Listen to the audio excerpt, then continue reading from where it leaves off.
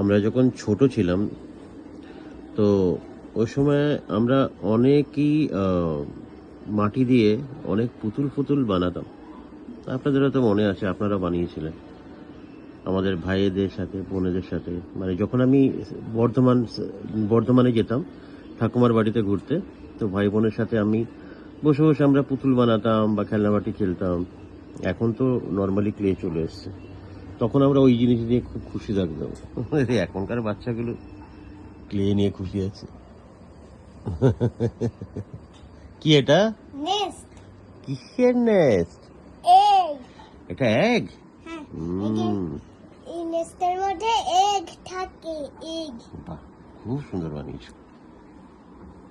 এই ছোট ছোট জিনিসগুলো বাচ্চাদেরকে এত খুশি করে দেয়। আমরা ওই সময় প্রচন্ড খুশি হতাম এই জিনিসগুলো নিয়ে।